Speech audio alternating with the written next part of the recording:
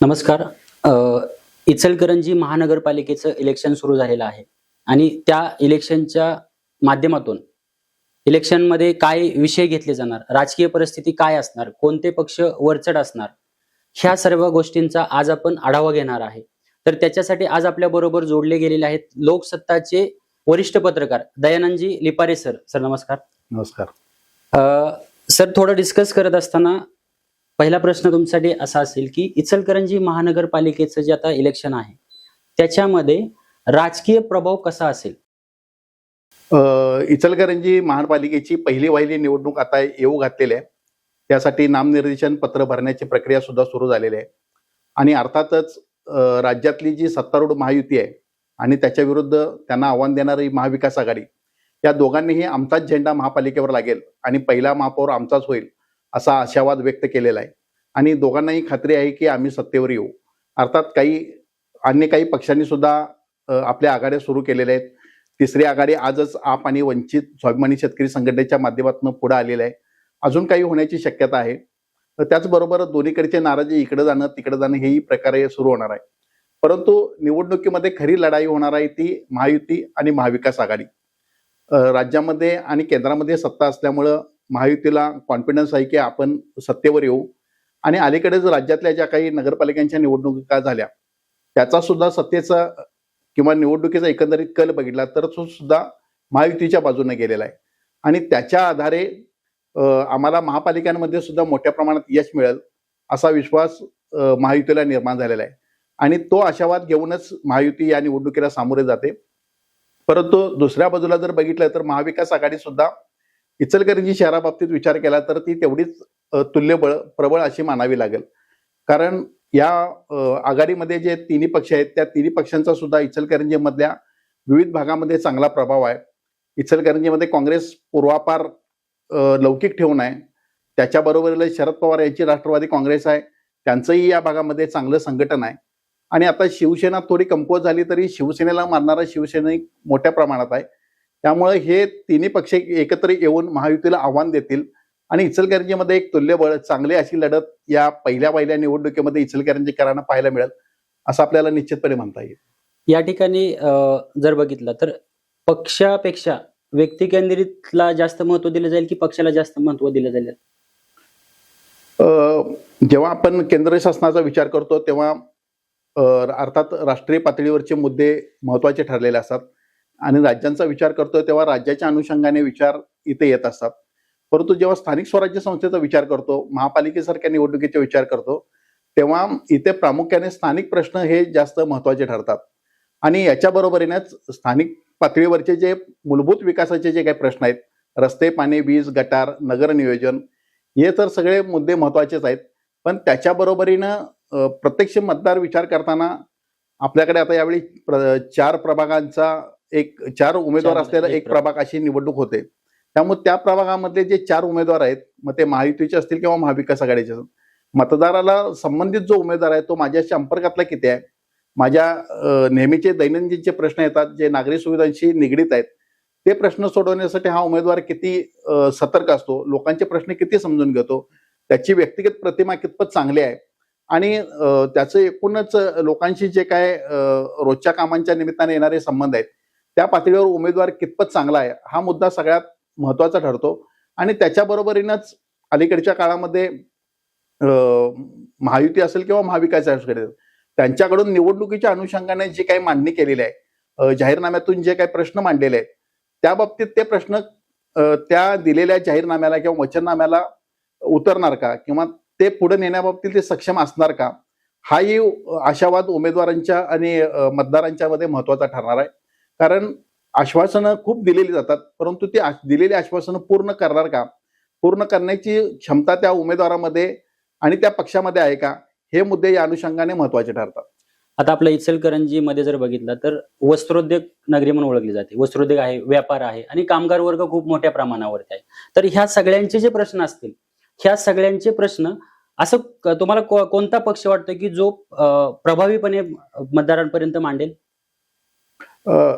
इचलकरंजी महापालिकेची निवडणूक बघताना इचलकरंजीचं जेव्हा आपण नागरी प्रश्नांच्या अनुषंगाने विचार करतो तेव्हा हे मगाशी जे मी उल्लेख केलेले रस्ते, पाणी, वीज, गटार, नगर नियोजन हे प्रश्न तर महत्वाचे असतात, परंतु इचलकरंजी शहराचा म्हणून वैयक्तिक जेव्हा विचार करतो तेव्हा इचलकरंजी शहराला मँचेस्टर म्हणून ओळखलं जातं.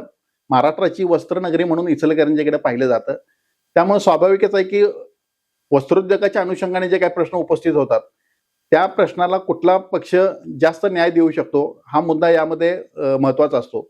अर्थात गेल्या 1.5-2 वर्षात जर बघितलं तर वस्त्रोद्योग बऱ्यापैकी इचलकरंजीमध्ये आता स्थिरावलेला आहे.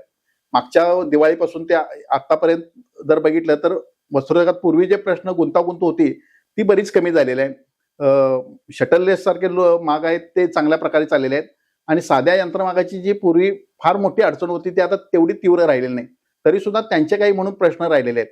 अर्थात हे प्रश्न सोडवण्यासाठी मग सत्तारूढ महायुतीमधले विद्यमान खासदार धैर्यशील माने असतील किंवा आमदार राहुल आवाडे असतील हे प्रश्न कसे बघणार किंवा हे सोडवण्यासाठी आतापर्यंत त्यांनी नेमकं काय केले किंवा यंत्रमाग आणि वस्त्रोद्योगाचे जे काही प्रश्न आतापर्यंत उपस्थित झालेले आहेत ते प्रश्न सोडवण्यासाठी हे दोघं कितपत उपयुक्त ठरलेले आहेत याचा विचार यंत्रमागधारक निश्चितपणे करतील. आणि याच्या अनुषंगानं दुसरं जर बघितलं तर इचलकरंजी ही जशी उद्योजकांची नगरी आहे, यंत्रमागधारकांची नगरी आहे, तसंच हा उद्योग चालवण्यासाठी कामगार हा यातला महत्वाचा घटक आहे. आणि या कामगारांसाठी घरकुलांच्यापासून अनेक आश्वासनं पूर्वी विधानसभेत आणि लोकसभा निवडणुकीत दिलेली आहेत. तर ती जी काही आश्वासनं दिलेली आहेत ती दिली आश्वासनांची पूर्तता करण्यासाठी आमदार खासदार कितपत यशस्वी ठरले किंवा ते प्रश्न पुढच्या टप्प्यावर किती घेऊन ते आले हाही मुद्दा त्यांच्याकडे उपस्थित होईल. आणि जर का त्यांनी समाधानकारक कामगिरी केली असं जर का मतदारांमध्ये विश्वास झाला तर ते त्यांच्या बाजून जातील, अन्यथा त्यांच्याबद्दलची नाराजी मग निर्माण होईल आणि ते मग नाराजीचा फायदा प्रतिस्पर्धी पक्ष कसे घेणार याकडेही आपल्याला बघावं लागेल. आपल्याला जर महत्वाचे बघितले तर प्रश्न इचलकरंजीमध्ये पाण्याचा प्रश्न आहे, ड्रेनेज आहे, रस्ता, धुळीचा वगैरे हे जे प्रश्न आहेत हे प्रश्न आता होऊ घातलेल्या महानगरपालिकेच्या इलेक्शनमध्ये निर्णायक ठरतील. अर्थातच, कारण जेव्हा आपण कोणत्याही स्थानिक स्वराज्य संस्थेचा निवडणुकीचा विचार करतो तेव्हा या निवडणुका मुळातच मूलभूत प्रश्नांच्यावर होतात आणि लोकांना जेव्हा घरातनं पहिलं पाऊल टाकतो तेव्हा हे सगळे प्रश्न त्याच्या पहिल्या पावलालाच जोडलेले असतात. म्हणजे त्या घरातनं बाहेर पडताना तो विचार करतो घरामध्ये नळाला पाणी आलंय का, घरासमोरची जी गटार आहे ती स्वच्छ झालेली आहे का, समोरचा रस्ता आहे तो स्वच्छ आहे का, बाहेर लावलेले जे खांब आहेत डांब आहेत त्याच्यावरचा लाईट लागलेला आहे का, किंवा हे जे सगळे 4-5 जे सगळे महत्वाचे प्रश्न आहेत ते त्याच्या घरातनं पहिले पाऊल टाकतानाच हे उपस्थित झालेले असतात. त्यामुळे या पातळीवर पूर्वी राज्य आपल्याकडे जर बघितलं आता महायुती आणि महाविकास आघाडी हे दोघेही निवडणूक लढतायत, दोघेही एकमेकाला आश्वासन देत आहेत, एकमेकाला आव्हान देत आहेत.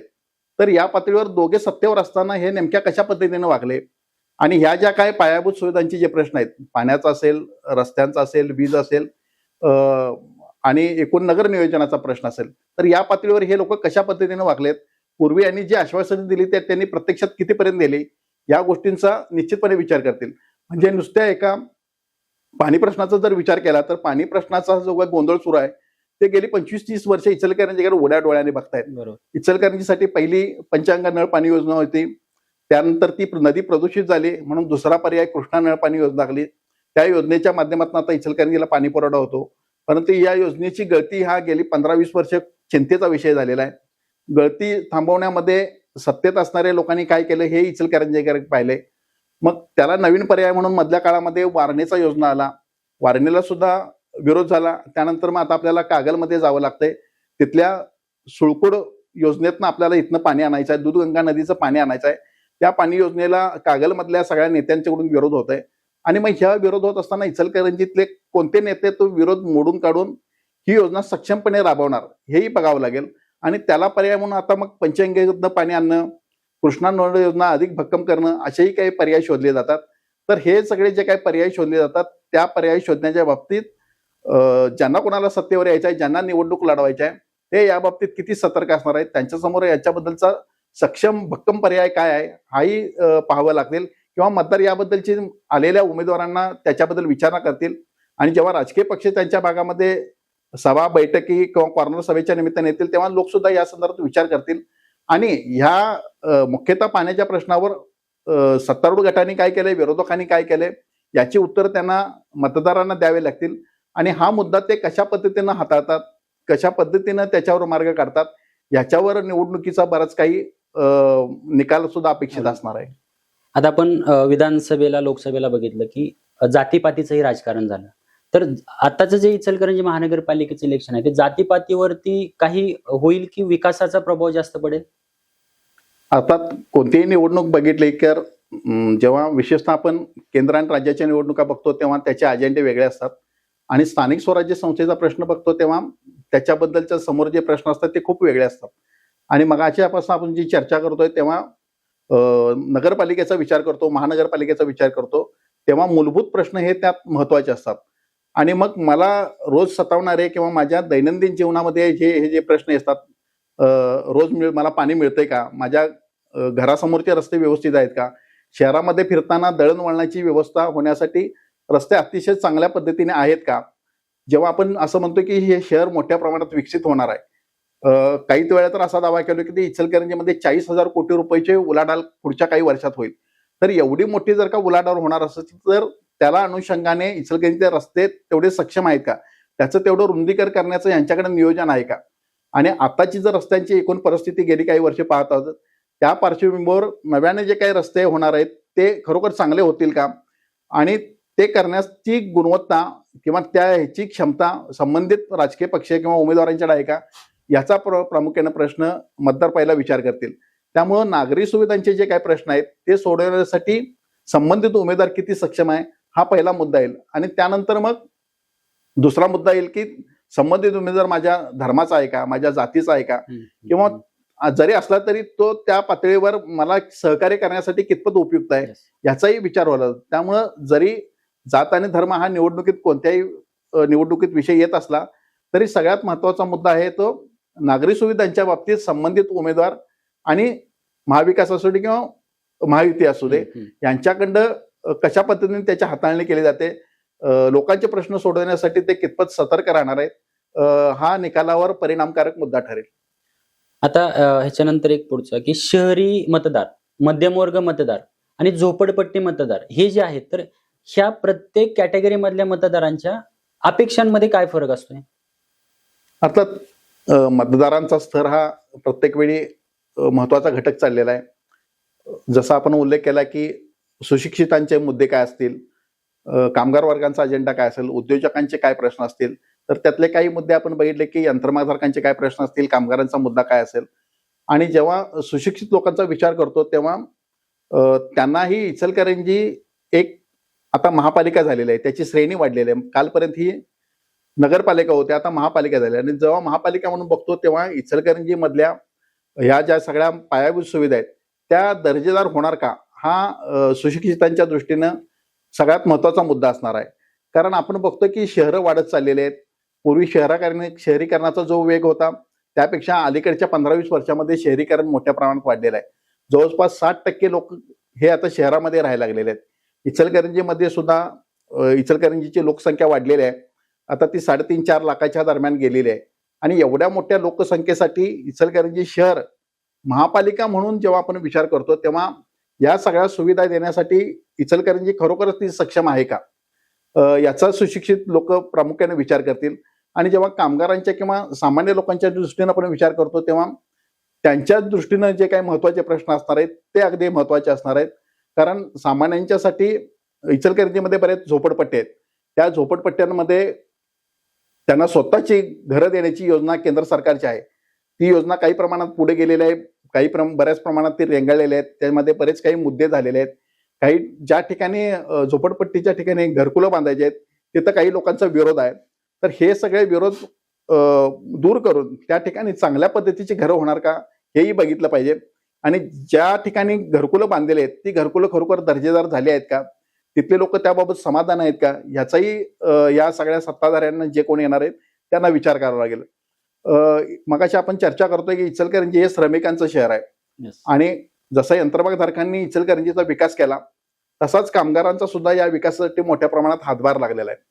इचलकरंजी हे जसं वस्त्रोद्योग शहर आहे तसंच आपल्याकडे पश्चिम महाराष्ट्रातलं सगळं महत्वाचं वस्त्रोद्योगाचं केंद्र आहे ते सोलापूर. तर सोलापूर मधल्या कामगारांसाठी 10,000 लोकांचं घरकुल योजना तिथं उभारलेल्या आहे. तर अशा पद्धतीची कामगारांसाठी घरकुल योजना इथं उभारता येईल का, याचाही आता या राजकीय पक्षाने विचार करावा लागेल. आणि तसं जर करायचं असेल तर त्यासाठी जागेचा शोध घेणं, आणि त्यासाठी काही शोध घेणं हे सगळ्यात महत्वाचं ठरणार आहे. दुसरं की काही विणकर आघाडीसारख्या काही आघाडी इचलकरंजीमध्ये कार्यरत आहेत. त्यांनी सुद्धा कामगारांना आणि श्रमिक लोकांसाठी घरं देतो अशा नावानं आता ही योजना सुरू केलेल्या आहे. त्या योजनेला चांगला प्रतिसाद मिळालेला आहे. बऱ्याच लोकांनी तिकडे नाव नोंदणी सुद्धा केलेली आहे.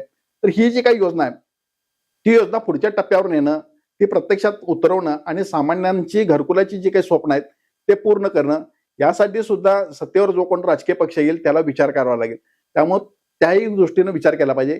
आणि अर्थात तरुणांना सुद्धा इचलकरंजी शहर हे केवळ वस्त्रोद्योग आणि काही प्रमाणामध्ये इंजिनिअरिंग व्यवसाय ह्याच्यामध्येच आहे, पण ह्याच्यापेक्षा पलीकडचे वेगळे काही व्यवसाय ह्या महानगरपालिकेच्या कार्यक्षेत्रात येतील का, असे काही उद्योग इकडे येतील का, या दृष्टीनं बघितलं पाहिजे. म्हणजे कोल्हापूरमध्ये आता IT पार्क आणण्याचा पर्याय शोधला जातोय. तर तशा पद्धतीचे इचलकरंजीच्या अनुषंगाने काही होईल का हेही बघितलं पाहिजे. तुम्ही का सोमवारी जर बघितलं तर इचलकरंजीला पुण्याला जाणाऱ्या जर विद्यार्थ्यांची किंवा तरुणांची संख्या भेटली तर ती शेकडोच्या नाही तर हजारोच्या घरात गेलेली आहे. तर इचलकरंजीमध्ये एक चांगले DKT नावाचं कॉलेज आहे. आजूबाजूला सुद्धा चांगले कॉलेज आहेत.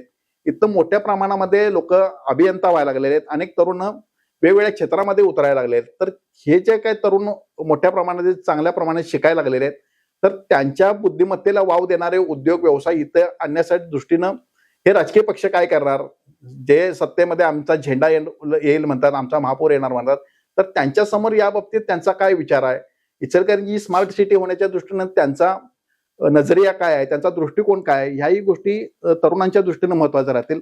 आणि जर का अशा बाबतीत या राजकीय पक्षाने आपल्या जाहीरनाम्यामध्ये काही चांगल्या दृष्टीनं आश्वासित केलं की अशा प्रकारच्या आम्ही योजना आणतोय, अनुषंगानं काही करतोय, तर निश्चितपणे तरुण अशा राजकीय पक्षांना, अशा राजकीय पक्षांच्या उमेदवारांच्या बाजूने उभं राहतील असं आपल्याला आशावाद धरायला हरकत नाही. आता जो मुद्दा आपण घेतला, बरेच विद्यार्थी पुण्याला वगैरे जातात, तर ह्या अनुषंगाने मध्यंतरी एक चर्चा चालू आहे की आपल्या इचलकरंजीसाठी रेल्वे सुद्धा प्रोव्हिजन आहे, पण त्याच्यावरती कोणी काही बोलत नाही किंवा तो प्रश्न पुढे घेतला जात नाही.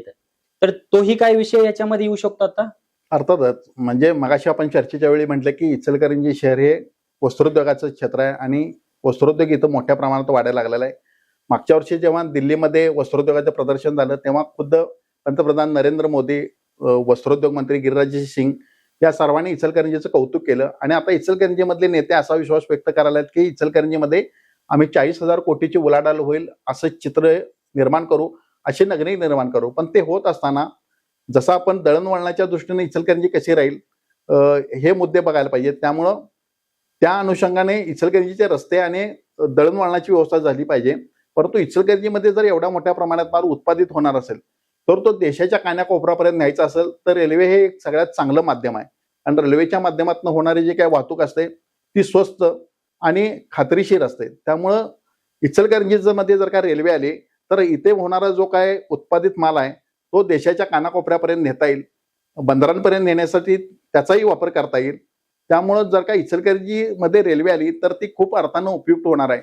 खरं म्हणजे इचलकरंजी शहर आकाराला येत होतं तेव्हाच इथं रेल्वे यायला पाहिजे होती, ती प्रस्तावित पण होती, परंतु अंतर्गत राजकारणामुळे, अंतर्गत कुरघोरण्यामुळे ती हातलंगलेमध्ये गेली. आता इचलकरंजीमधून रेल्वे नेण्याचा प्रस्ताव तयार झालेला आहे. अलायन्स हॉस्पिटलच्या त्या भागातून त्याची चाचपणी सुद्धा झालेली आहे, त्याचं काही रेखांकन सुद्धा काम सुरू आहे. पण हे केवळ प्राथमिक टप्प्यावर आहे. त्याला अधिक पुढे नेण्याच्या दृष्टीनं आपल्याकडच्या खासदारांनी आणि आमदारांना त्यामध्ये लक्ष घालावं लागणार आहे. त्याचबरोबर नव्यानं जे कोण सत्तेवर येतील, पहिले जे कोण महापौर असतील, पहिले सत्तेचे कोण वाटेकरी असतील, मानकरी असतील, त्यांना या प्रश्नामध्ये जास्त लक्ष घालावं लागणार आहे. परंतु हा प्रश्न रेंगाळणार नाही याची खात्री द्यावी लागेल. कारण कोल्हापूर ते कोकण रेल्वे जोडली जाणार असा प्रश्न गेली 20 वर्ष मांडला जातोय. आताही परवा राज्यसभेमध्ये तो प्रश्न उपस्थित केलेला होता. परंतु केवळ चर्चा होणं आणि त्याची घोषणा होणं आणि त्याच्याबद्दल काहीतरी होतंय असं केवळ आभासी चित्र निर्माण न होणं, प्रत्यक्षामध्ये इचलकरंजी कशी, रेल्वे कशी येईल या दृष्टीनं भरभक्कम नियोजन झालं तर ते इचलकरंजीचा हा जो काय आपण विकासाचा चेहरा म्हणतो तो विकासाचा चेहरा पुढच्या टप्प्यावर नेण्यासाठी, वाहतूक सुकर होण्यासाठी याचा खूप मोठा उपयोग होणार आहे. आणि त्यामुळे इचलकरंजीचे रेल्वे हा सुद्धा निवडणुकीच्या अजेंड्यावरचा महत्वाचा विषय ठरू शकतो. आताची जी राजकीय परिस्थिती बघता, आता जे सगळं उमेदवारी देताना जी गोंधळ चालू आहे याच्यामध्ये जर बघितलं तर राजकीय पक्षांनी निवडून येण्याची क्षमता की त्याची निष्ठा ह्याच्यामधलं काय बघून उमेदवारी फायनल केली असतील असं वाटतंय? सध्या सगळ्याच राजकीय पक्षांना राजकारण करायचं आहे, त्यामुळं स्वाभाविकच आहे की त्यांना महापालिकेमध्ये सत्तेत येणं हा त्यांचा प्राधान्यक्रम असणार आहे. आणि हा प्राधान्यक्रम जर त्यांना पुढे न्यायचा असेल तर निवडून येणारा उमेदवार कोण किंवा त्याचं ज्याला इलेक्टिव्ह मेरिट असं म्हटलं जातं त्याच्याकडे जास्त गांभीर्यपणे बघितलं जातं. आणि आत्ताच जेव्हा सगळ्या राजकीय पक्षांच्या ज्या काही मिटिंग सुरू आहेत, मुलाखती सुरू आहेत, त्या मुलाखती बघितल्या तर राजकीय पक्ष समोर उमेदवार जो काही मुलाखतीसाठी येतोय तेव्हा त्याच्याकडे त्याचं काम जे कामाचा एकूण आढावा घेतला जातो, पण ते घेत असताना त्याच्याबरोबर त्याच्याकडे इतर जे काही इलेक्टिव्ह मेरिटचे जे काही एक्स फॅक्टर आहेत त्या एक्स फॅक्टरच्या बाबतीत तो उमेदवार खरोखर सक्षम आहे का याची सुद्धा चाचपणी केली जाते. त्यामुळे एका बाजूला त्याची निष्ठा, त्याचं काम आणि पक्षासाठीचं योगदान हे बघत असताना निवडणुकीचे जे एक्स फॅक्टर म्हणून असतात ते सुद्धा एक्स फॅक्टरकडे हे राजकीय पक्ष बघत असतात. त्यामुळं आपल्याला ह्या दोन्हीचा समन्वय घालणं हे राजकीय पक्षांच्या समोर महत्वाची गोष्ट होते की त्या पक्षाची मतदारांसमोर असलेली प्रतिभा, त्याचे असलेलं कामाबद्दलचं योगदान आणि पक्षाबद्दलचे असलेलं त्याचं स्थान आणि ह्याचा विचार करत असताना निवडणूक निवडून येण्यासाठी त्याच्याकडे काय आणखी ज्या काही गोष्टी गरजेच्या आहेत त्या गोष्टी जास्त महत्वाच्या ठरत आल्या आहेत. त्याचमुळं आता असं व्हायला लागलंय की निष्ठावंत कार्यकर्त्यांच्यावर अन्याय होतोय अशी ओरड उघडपणे व्यक्त व्हायला लागलेलं आहे. परंतु एक दुसरी गोष्ट अशी आहे की जेव्हा स्थानिक स्वराज्य संस्थांच्या निवडणुका होतात तेव्हा तरुणांची संख्या जास्त असते, इच्छुकांची संख्या वाढलेली असते आणि मतदारसंघ हा मर्यादित असल्याने आणि त्या उमेदवाराचा त्या प्रभागामध्ये दैनंदिन संपर्क असल्यामुळे त्याला असं वाटत असतं की मतदार आपल्याला आपल्या कामाच्या जोरावर निवडून देतील. त्यामुळं अनेक जण या निवडणुकीच्या शर्यतीमध्ये उतरले असतात. दुसरं असं झालंय की राज्यामधल्या स्थानिक स्वराज्य संस्थांच्या ज्या काही निवडणुका होत्या, मग त्या नगरपालिकेच्या असतील, महापालिकेच्या असतील किंवा जिल्हा परिषद असतील, त्या गेले अनेक वर्ष झालेले नाहीत. त्यामुळे 5 वर्ष अनेक ठिकाणी निवडणूक झालेल्याच नसल्यामुळं तरुणाईची एक नवी पिढी राजकारणामध्ये सक्रिय झालेली आहे. त्यामुळे ती आहे आणि पूर्वापार राजकारण करत असलेले त्या गावातले जे काही शिलेदार आहेत त्या प्रभागातले ते सुद्धा इच्छुक आहेत. त्यामुळं नवे जुने असा मोठा वर्ग ह्या निवडणुकीसाठी इच्छुक झालेला आहे. आणि एवढ्या सगळ्या गर्दीमधनं प्रत्येक प्रभागामध्ये 4 उमेदवार निवडून आणणं किंवा त्याची निवड करणं हा राजकीय पक्षाच्या प्रमुख नेत्यांच्या समोरचा यक्ष प्रश्न बनलेला आहे की एवढ्या सगळ्या इच्छुकांच्या मधनं चांगला उमेदवार कसा शोधायचा हा त्यांच्या समोर गुंता आहे. अर्थात हे राजकीय सगळे आता जे काही सगळे महायुती असेल किंवा महाविकास आघाडी असेल त्याचे जे काही नेते मंडळ आहेत ते ती चाणाक्ष मंडळी आहेत. त्यांना माहिती आहे की प्रत्येक प्रभागामध्ये कोणता उमेदवार सक्षम आहे आणि निवडून येण्याची कॅपॅसिटी त्याची नेमकी काय. त्यामुळं ते उमेदवार निवडत असताना त्याचं पक्षाचं काम हे एका बाजूला विचार घेते असताना दुसऱ्या बाजूला त्याचे जे काही एक्स फॅक्टर आहेत ते एक्स फॅक्टरचं सुद्धा त्याच्याकडे आहेत का हे सुद्धा तपासत असतात.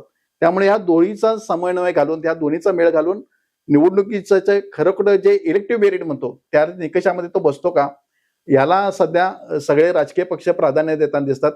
त्यामुळं कोल्हापूर असू दे किंवा इचलकरंजी असू दे अनेक ठिकाणी बंडखोरी आणि पक्षाला आव्हान देणं अशा गोष्टी मोठ्या प्रमाणात घडायला लागलेल्या आहेत आणि याचा सुद्धा निवडणुकीवर काही एक परिणाम होणार हे सुद्धा राजकीय नेत्यांना माहिती आहे. पण ते गृहीत धरून अशा पद्धतीची उमेदवारांची निवड ते अशा पद्धतीने करतात.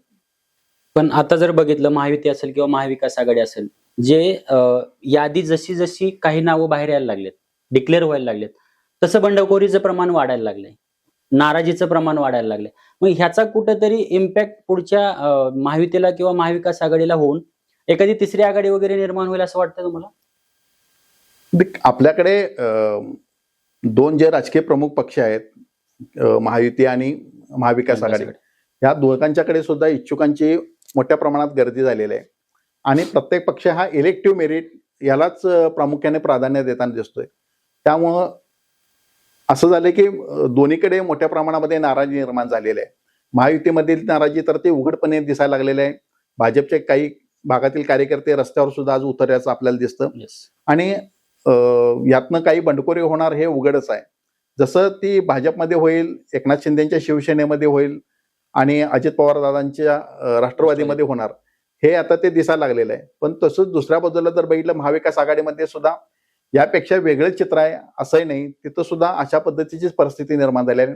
कारण आजच आम आदमी पक्ष आणि वंचित बहुजन आघाडी यांनी एकत्र येऊन इंडिया आघाडीच्या विरोधात निवडणूक लढवण्याची भूमिका जाहीर केलेली आहे.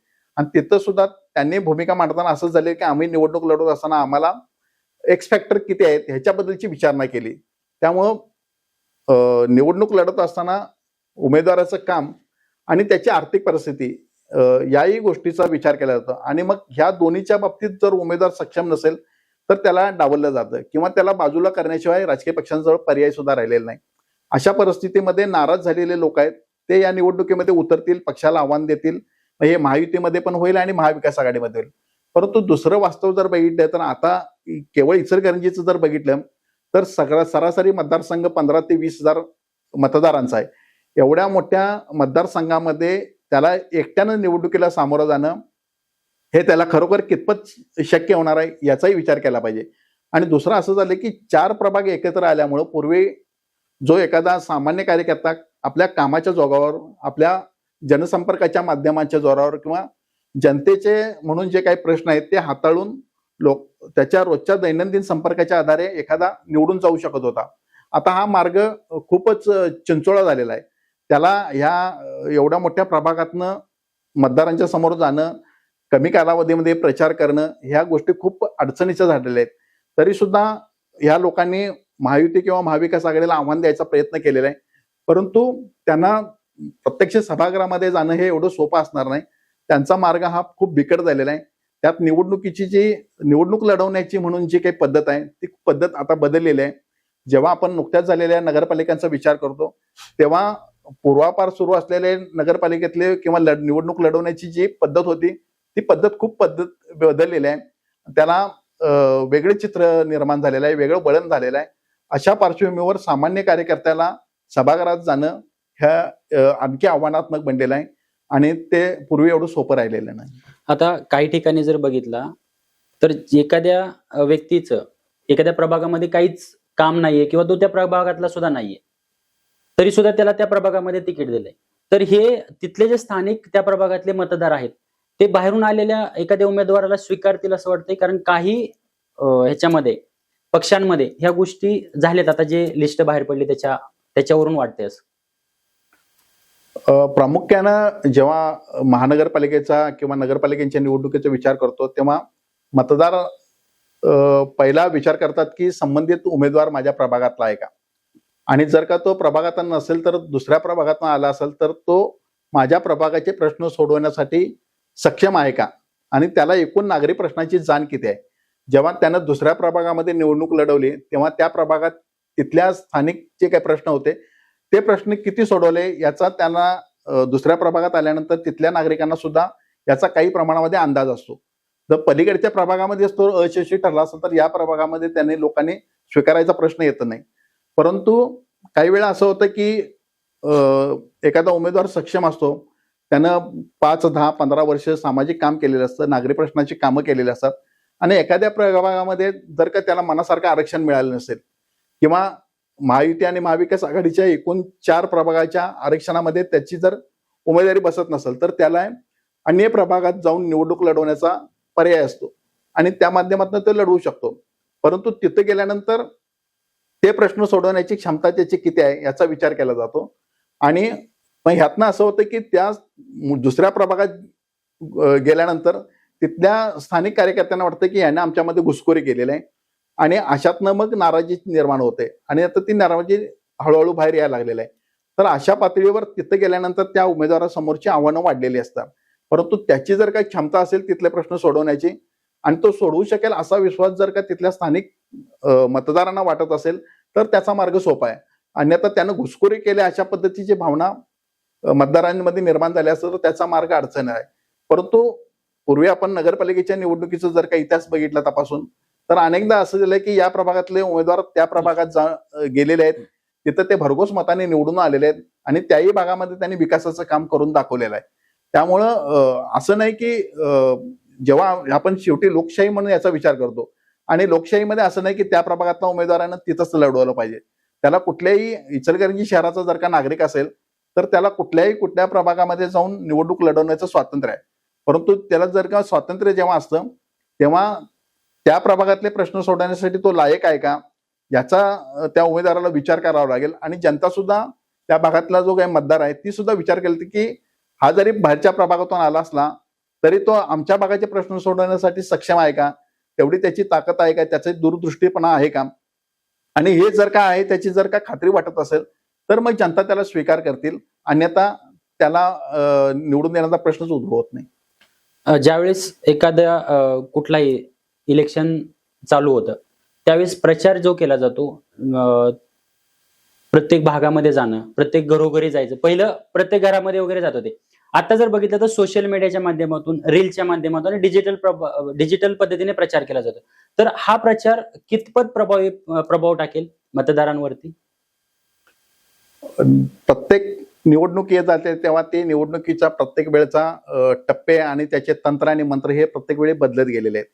पूर्वीच्या काळामध्ये निवडणुका होत्या तेव्हा फक्त प्रचार सभा ह्याच्यावर भर दिला जायचा आणि दुसरं लोकांच्या पर्यंत पोहोचायचं माध्यम होतं ते भिंती रंगवणं आणि किंवा त्याचे पॉम्पलेट काढणं आणि ते लोकांच्या पर्यंत पोहोचवणं हे होतं.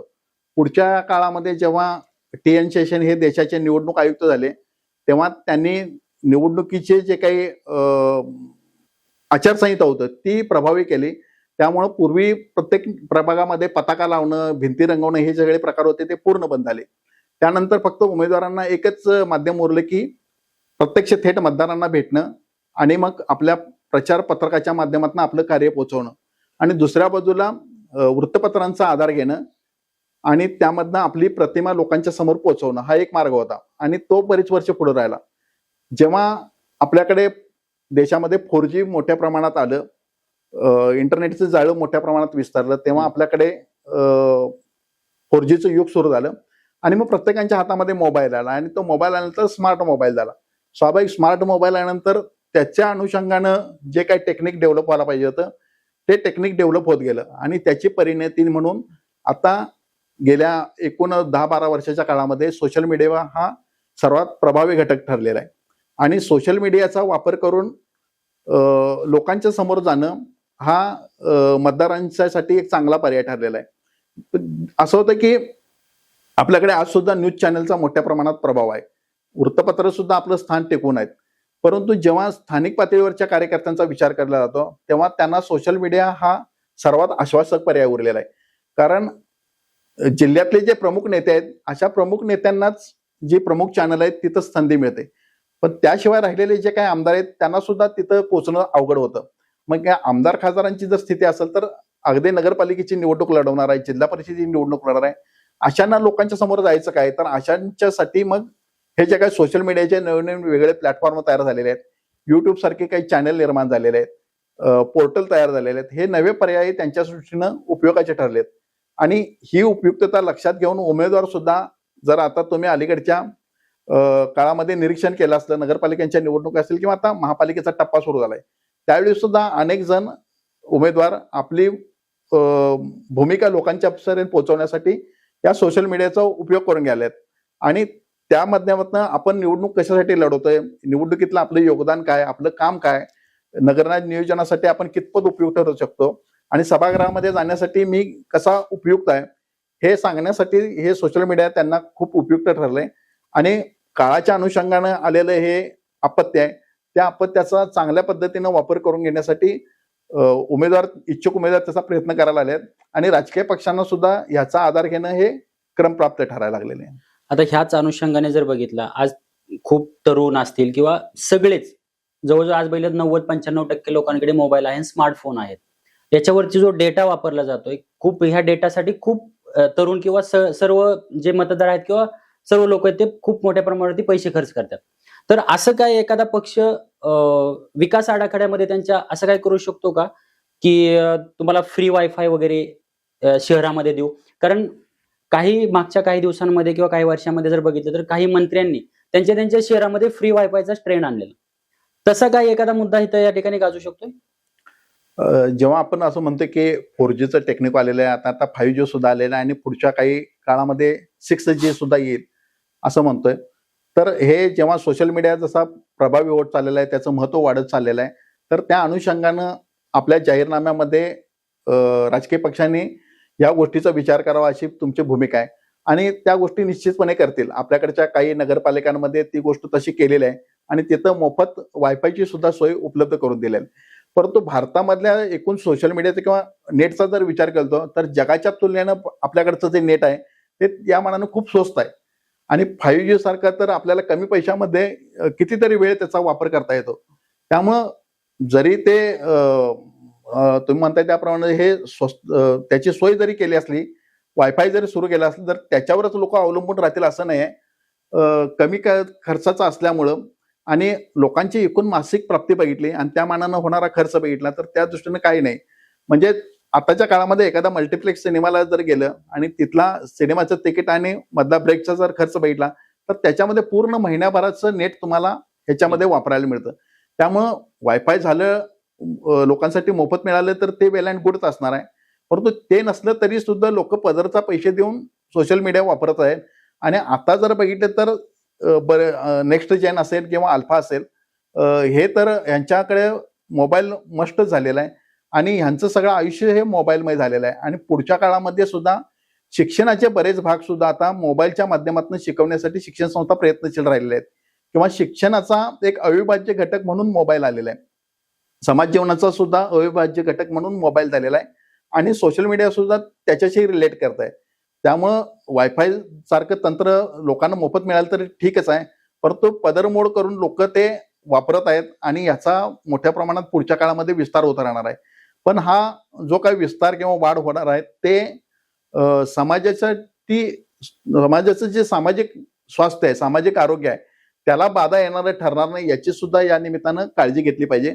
आणि आता मोबाईलचे जे काही दुष्परिणाम आपल्या समोर यायला लागले आहेत, मग ते क्राईमच्या बातम्यांच्या माध्यमातून आपण बघतो किंवा मानसशास्त्रज्ञ जो काही सल्ला देतात त्या दृष्टीने विचार केला तर त्यातले धोके लक्षात घेऊन ह्याच्या वाढ आरोग्यदायी कशी होईल, हेल्दी कशी होईल याकडे आपल्याला जास्त लक्ष देणं गरजेचं होईल. ओके, जाता जाता आता एक प्रश्न विचारतो की इचलकरंजी शहराचे पुढच्या 5 वर्षामधले तुम्हाला काय आव्हानं काय वाटतात? अर्थात इचलकरंजी शहर हे नगरपालिका म्हणून कार्यरत होतं. 100 वर्षाची वाटचाल होती. इचलकरंजी शहराचा लौकिक असा होता की राज्यातली श्रीमंत नगरपालिका म्हणून इचलकरंजीकडे पाहिलं जात होतं. इचलकरंजी आपण म्हणतो की इचलकरंजी हे वस्त्रनगरी आहे, महाराष्ट्राचं मँचेस्टर आहे. त्यामुळे इचलकरंजीमध्ये पूर्वी नगरपालिका असताना नगरपालिकेच्या उत्पन्नाचा मुख्य स्रोत होता तो जकात होता आणि इचलकरंजीत मोठ्या प्रमाणामध्ये सूत येत होतं आणि सुताच्या माध्यमातून जी काही जकात मिळत होती ती सर्वात मोठ्या प्रमाणात होती. त्यामुळं आपल्याकडच्या बऱ्याचदा सांगलीसारखा जिल्हा असू दे किंवा आता सुद्धा सातारा जिल्ह्याचं ठिकाण असू दे त्याच्यापेक्षा इचलकरंजी नगरपालिका असून सुद्धा इचलकरंजीचं उत्पन्न हे जास्त होतं आणि आता अनपेक्षितपणे इचलकरंजीची नगरपालिकेचं रूपांतर महापालिकेमध्ये झालेलं आहे, श्रेणीवाढ झालेलं आहे. परंतु दुर्दैवाने जर गेल्या 2-2.5 वर्षाचा जर का आपण अनुभव बघितला तर इचलकरंजीकरांच्या ज्या काही अपेक्षा आहेत त्या अपेक्षेला पात्र ठरलेलं आहे. मुळात नगरपालिका असताना सुद्धा इचलकरंजीकरांच्या ज्या काही अपेक्षा होत्या स्थानिक स्वराज्य संस्थेच्या बाबतीत त्या अपेक्षा काही परिपूर्ण झालेल्या नाहीत आणि आता महापालिका झाल्यामुळे लोकांना जास्त मोठ्या अपेक्षा आहेत आणि मगाशी म्हटल्याप्रमाणे इचलकरंजीमधली वस्त्रोद्योगाची उलाढाल वाढणार आहे. अजून बरंच काही आश्वासनं आता पुढच्या काळामध्ये तुम्हाला निवडणुकीच्या निमित्तानं ऐकायला मिळतील. मग ते उद्योग वाढीच्या बाबतीत असतील, व्यापार वाढीच्या दृष्टीनं असतील. हे जर आपण जेव्हा गृहीत धरतो की सगळ्या राजकीय पक्षांना इचलकरंजी वाढवायची, सर्वांगीण विकास करायचा असा जेव्हा त्यांचा दृष्टिकोन असतो तेव्हा इचलकरंजी शहर ह्या सगळ्या गोष्टीसाठी लायक आहे का? इचलकरंजी त्या दृष्टीनं नगर नियोजनासाठी सक्षम आहे का? नगरपालिकेच्या ज्या काही विकासाच्या ज्या योजना होत्या TP1 ह्या ज्या काही नगर टप्पे होते ते टप्पे परिपूर्ण झाले का? आणि ते होत नसतील तर हे अनेक वर्ष रेंगाळत का राहिलेले आहेत? या सगळ्या प्रश्नांचा सुद्धा राजकीय पक्षांना गंभीरपणे विचार करावा लागेल. निवडणूक आली की आश्वासनं देणं सोपे असतात, परंतु त्याची पूर्तता करणं हे सगळ्यात मोठं अवघड असतं आणि त्यापेक्षा अवघड म्हणजे शहरं वाढत चाललेली आहेत. शहरांच्या बरोबरीनं त्याची उपनगरं सुद्धा वाढत चाललेली आहेत आणि या सगळ्या शहराच्या मध्यवर्ती भागाला आणि उपनगरांना या सगळ्या पायाभूत सुविधा देणं हे प्रत्येक ठिकाणी बिकट आणि जटिल होत चाललेलं आहे. केवळ इचलकरंजीच्या बाबतीत नाही तर कोणत्याही महापालिकेसमोर असू दे किंवा नगरपालिकेसमोर असू दे हे नागरी प्रश्न सोडवणं हे खूप गुंतागुंतीचं आणि जटिल काम होऊन बसलेलं आहे. दुसऱ्या बाजूला असं आहे की नगरपालिकांचे जे आर्थिक स्रोत आहेत ते कमी होत चाललेले आहेत. केवळ राज्य शासनाकडून येणारे अनुदानं किंवा केंद्र आणि राज्य शासनाच्या असणाऱ्या योजना हेच राबवणं एवढंच काम महापालिकांपुरतं मर्यादित राहिलंय की काय, असा एक गंभीर प्रश्न निर्माण झाल्याचं नगर नियोजनाचे जे भाष्यकार आहेत त्यांच्याकडनं आपल्याला ऐकायला मिळतं. मग असं जर का चित्र असेल तर मुळात आर्थिक स्रोत घटलेला आणि लोकांच्या अपेक्षा वाढलेल्या आणि प्रश्न वाढत राहणारे असा एक वेगळा संघर्ष आपल्याला या नागरी समस्यांच्या बाबतीत दिसतो. आणि मग अशी जर गुंतागुंत निर्माण झाली असेल आणि अशी आव्हानात्मक परिस्थिती निर्माण झाली असेल तर सत्तेवर येण्याचा दावा मग भले महाविकास आघाडी करू दे किंवा महायुती करू दे किंवा आणखी कोणत्या पक्ष असू दे, सत्तेवर येणं सोपं आहे, परंतु सत्तेत आल्यानंतर सत्तेसाठी दिलेली जी आश्वासनं आहेत ती पूर्ण करणं हे सगळ्यात जास्त आव्हानात्मक असणार आहे. केवळ आव्हानात्मक तर बिकट असणार आहे आणि याच पातळीवर या सगळ्या राजकीय पक्षांची कसोटी लागेल असं मला नमूद करावं. आता याच्यामध्ये नगरपालिका होती आपली, नगरपालिका ज्यावेळेस होते त्यावेळेसचे प्रश्न किंवा त्यावेळेसच्या सोयीसुविधा किंवा त्यावेळेसचं इन्फ्रास्ट्रक्चर जसं होतं तसंच आता पण आहे असं वाटतंय. महानगरपालिका झाल्यानंतर ना काय बदल झाले याच्यामध्ये सर्वसामान्यांच्या दृष्टीने? एक कागदोपत्री किंवा ह्या सगळ्या गोष्टी झाल्या असतील, पण सर्वसामान्यांच्या दृष्टीने, कारण आता महानगरपालिका झाली म्हणजे सगळ्या पद्धतीचे कर वगैरे वाढले, पण जे इन्फ्रास्ट्रक्चर जी डेव्हलपमेंट व्हायला पाहिजे होती ती डेव्हलपमेंट तर महानगरपालिका झाली म्हणून झालेली नाहीये. जशी नगरपालिका होते तसेच आहे. त्याच्यामध्ये बदल काय झाला असं वाटतं तुम्हाला? नगरपालिकेची महानगरपालिका झाली एवढी एक श्रेणी वाढलेली आहे, त्याच्यापेक्षा फार मोठा ठळक फरक दुर्दैवानं नजरेला येताना दिसत नाही. नगरपालिका असताना जे प्रश्न होते तेच प्रश्न आता निर्माण झालेले आहेत, किंबहुना त्याच्यापेक्षा बिकट परिस्थिती निर्माण झाली असं आपल्याकडचं चित्र आहे. आणि त्याला दुसरं एक कारण असं आहे की महानगरपालिका स्थापन झाल्यापासून ते आतापर्यंत जर का 2.5-3 वर्षाचा कालावधी बघितला तर ह्याच्यामध्ये महापालिकेमध्ये हे प्रशासक राज आलेला आहे. सगळा कारभार आहे तो आयुक्तांच्याकडे आहे आणि प्रशासक म्हणून सध्या त्यांच्याकडे जबाबदारी आहे. अशा परिस्थितीमध्ये प्रशासन जे करेल किंवा प्रशासनाची जी दिशा तेच नगर नियोजनाचं धोरण असं राहिलेलं आहे.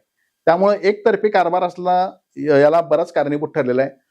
आता यातनं ही कोंडी फुटण्यास आत्ता कुठं सुरुवात झालेली आहे, कारण महापालिकेच्या निवडणुका आता होऊ घातलेल्या आहेत, त्याची प्रक्रिया सुरू झालेली आहे आणि जेव्हा 16 तारखेला निकाल लागेल त्यानंतर सत्तेमध्ये जे कोणी येतील तेव्हा ही कोंडी काही प्रमाणात मध्ये फुटेल असं आशा धरायला हरकत नाही. पूर्णपणे फुटेल असा विश्वास कुणी बाळगावा अशी बाळबोध परिस्थिती राहिलेली नाही, कारण हे सगळे प्रश्न पायाभूत सुविधांचे ते जटिल होत चाललेले आहेत आणि प्रश्न सोडवण्यासाठी जी काय आर्थिक नियोजनाची गरज आहे त्या पातळीवर महापालिका प्रशासन सगळीकडचंच खूप कमकुवत ठरलेलं आहे. अशा पातळीमध्ये जरी फक्त नगरपालिकेची महापालिका झाली एवढे एक समाधान असतं तर त्याच्यापेक्षा फार मोठं समाधान नाही. आणि नव्यानं जे कोण सत्तेत येणार आहेत ज्यांना हे प्रश्न सोडवायचे आहेत त्यांच्या समोरची परिस्थिती या सगळ्या कारणांच्यामुळं अधिक अवघड बनलेली असणार आहे. आणि जरी इचलकरंजीचा विकास सर्वांगीण पद्धतीने करतो असं मोठं काही चित्र निर्माण केलं असलं तरी ते सोडवणं हे खूप बिकट बनलेलं आहे. आणि अशा पातळीवर ज्यांच्याकडे खरोखर दृष्टिकोन आहे, केंद्र आणि राज्य शासनाकडे जाऊन संघर्ष करण्याची ज्यांची मानसिकता आहे किंवा नगर नियोजन कशा पद्धतीनं बदलत चाललेलं आहे याचा ज्याचा अभ्यास आहे, याचं ज्याने अवलोकन केलेलं आहे, यांच्यासाठी मात्र हा प्रश्न किंवा हा जो अवघड असलेला पेपर आहे तो सोपा होऊ सुद्धा.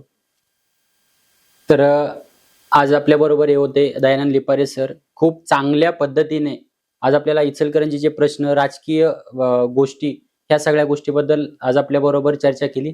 तर धन्यवाद सर. धन्यवाद. मला इथं पहिल्यांदाच निमंत्रित केल्याबद्दल आभारी आहे. आपण बोलत राहू, भेटत राहू. यस सर, धन्यवाद सर.